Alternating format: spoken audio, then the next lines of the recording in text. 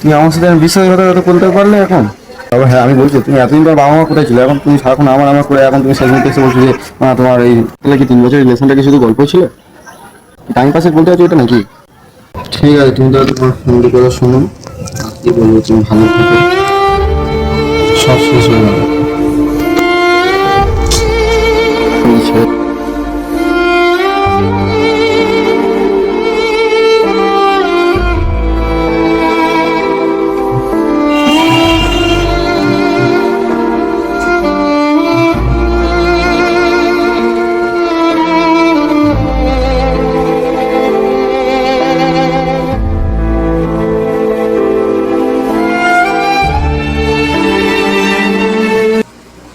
Please pick up that call, yeah.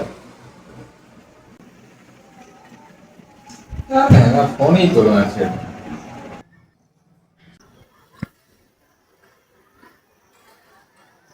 হ্যাঁ জিৎ, হ্যাঁ বলছি তো আমার বাড়িতে আসতে পারবি?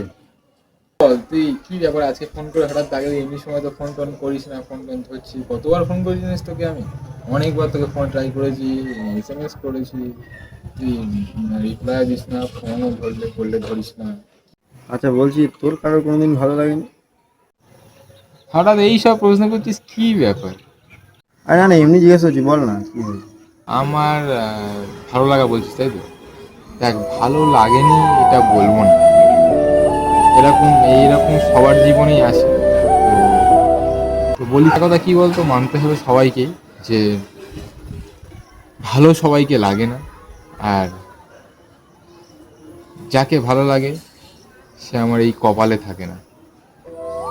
তো কিছু পাওয়া কিছু না পাওয়া নিয়েই থাকেই, আমাদের জীবন তো এরকমই চলবে। আর আমার মনে হয় কিছু জিনিস না পেয়েই সুখে থাকাটা অনেকটা বেশি ভালো লাগার মধ্যে পড়ে। তো সব চাওয়া পাওয়াগুলো নয়, কিছু না পাওয়ার মধ্যেই থাক।